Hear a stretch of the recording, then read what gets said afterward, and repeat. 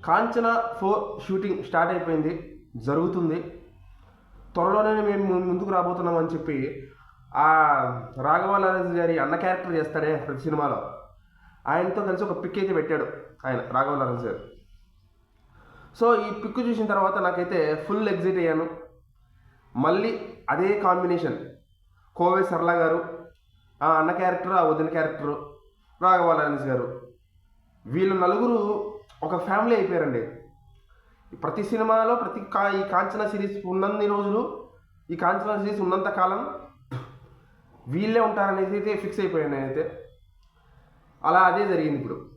So ఆయనతో దిగిన pick అయితే సోషల్ మీడియాలో వైరల్ అయింది. ఖచ్చితంగా ఈ కాంచనతో ఒక అవినాభావ సంబంధం అయితే నాకుంది.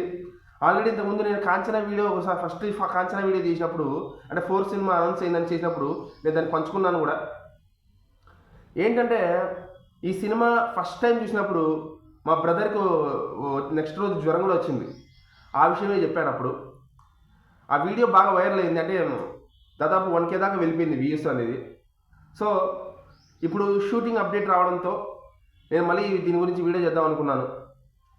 సో మీరు ఎలా ఎగ్జైట్ అవుతున్నారు ఈ సినిమా మీద, కాంచన 4 మీద? ఒకసారి కింద కామెంట్ చేసి చెప్పండి. ఇది ఎప్పుడు రిలీజ్ అనేది ఇంకా చెప్పలేదు, రిలీజ్ డేట్ అయితే ఐ థింక్ 2027లో ఉండొచ్చు.